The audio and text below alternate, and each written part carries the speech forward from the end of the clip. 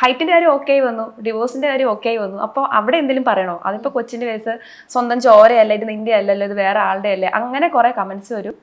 അതിന് വലിയ മൈൻഡ് കേൾക്കാറൊന്നുമില്ല. പക്ഷെ എനിക്ക് വെച്ചാൽ ചേച്ചിയെ കാട്ടിയും കുഞ്ഞു കംഫർട്ട് ചേട്ടനോട്. ചേച്ചി പറഞ്ഞൊന്നും കേൾക്കുന്നില്ല ആക്ച്വലി. നമ്മൾ നോക്കിയപ്പോ ചേച്ചി ഒരു മൈൻഡിൽ. പക്ഷെ ചേട്ടൻ പറഞ്ഞ കേൾക്കും. ചേട്ടൻ എങ്ങനെയാ മുന്നെടുത്ത്? ഞാന് ഇതുപോലെ കമ്പനി ആയി പെട്ടെന്ന്. എന്താ വിളിക്കുന്ന? പെപ്പേന്നാണോ വിളിക്കുന്നത്? ആ പെപ്പേന്നാ വിളിക്കണേ.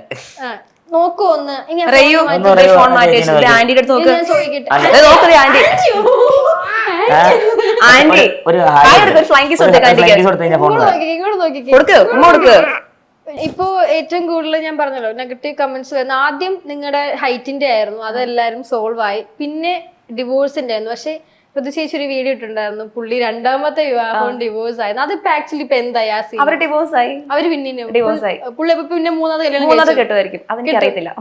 ആ സംഭവം ഇട്ട സമയത്ത് എന്തൊക്കെയാ ആൾക്കാര് മെസ്സേജ്? അതിന് മുമ്പ് ഒരു ചേച്ചി ഒരു നെഗറ്റീവ് ആയിരുന്നു. നെഗറ്റീവ്, അതായത് ഹസ്ബൻഡിനെ കളഞ്ഞിട്ട് ഒരു ബസ് ഡ്രൈവർ കൂടെ പോയി എന്നായിരുന്നു പറഞ്ഞുകൊണ്ടിരുന്നത്. പക്ഷെ എന്റെ ഭാഗത്താണ് ശരിയെന്ന് പുള്ളി രണ്ടാമത് കല്യാണം കഴിച്ച് ഡിവോഴ്സ് ആയപ്പം എല്ലാവർക്കും അത് മനസ്സിലായി. സോ ഇപ്പൊ എല്ലാവർക്കും ഇഷ്ടമാണ്. എല്ലാവർക്കും നേരത്തെ കുറച്ച് നെഗറ്റീവ് ഉണ്ടെങ്കിലും ഇപ്പൊ എല്ലാവർക്കും ഭയങ്കര ഇഷ്ടമാണ്. എല്ലാവരും പറയും നിങ്ങളുടെ മാരേജ് എന്നാണ്, അതിന് വേണ്ടി വെയിറ്റ് ചെയ്യുകയാണ്, നിങ്ങളെ ഭയങ്കര ഇഷ്ടമാണ്, ഫുൾ പോസിറ്റീവ് ആയിട്ടുള്ള.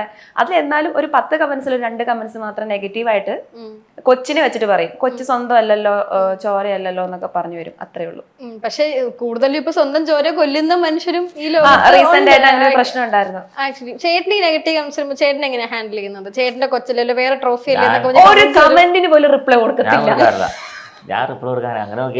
ഞാൻ ഇഗ്നോർ ആണ്. ചേട്ടന് ബസ് ഒട്ടിക്കാണ് ഓരോ പരിപാടി ഉണ്ട്, അതിനിടയ്ക്ക് ഇത് നോക്കിക്കൊണ്ടിരിക്കാൻ ചേട്ടന് ടൈമില്ല. അതാണ് ഇപ്പൊ ഇങ്ങനെ കൂടുതലും ചേട്ടൻ ചിരിച്ചോണ്ടല്ലേ വീഡിയോയിൽ പറഞ്ഞു. ഇവര് ഉറങ്ങുമ്പോ പോലും ചിരിച്ചോണ്ട് കിടക്കുന്നത്. കമന്റ് അതെയാണ്, ഇവ ഫുൾ ടൈം ശരിയാണ്, ഇവന് ഉറങ്ങുമ്പോ പോലും ചിരിച്ചോണ്ടാണ്. അത് നല്ലല്ലേ? നമ്മളെപ്പോഴും ചേട്ടനെ എപ്പോഴും വന്നു തുടങ്ങി ചിരിച്ചോണ്ടിരിക്കും, എപ്പൊ നോക്കിയാലും ചിരിച്ചോണ്ടിരിക്കും. അങ്ങനെ നിങ്ങളിപ്പോ വഴക്കൊന്നും നടത്തില്ല? ചേട്ടൻ എപ്പോഴും ഇങ്ങനെ പാവം പാവം പോലെ ഇരിക്കുന്നു. അപ്പൊ നിങ്ങൾ തമ്മിൽ ഒരു പ്രശ്നങ്ങളുണ്ടാവും, സോൾവ് ചെയ്തു. അതോ എല്ലാ റിലേഷൻഷിപ്പിലുള്ള കോമൺ ആയിട്ട് അത്രേ ഉള്ളൂ. ആരാ അപ്പൊ സോൾവ് ചെയ്യുന്നത്? അത് ഞാൻ തന്നെ സോൾവ് ചെയ്യും. സാധാരണ ആണുങ്ങളില്ല. അല്ല, സാറ് പ്രശ്നം ഉണ്ടാക്കുന്നത് ഞാനാണ്.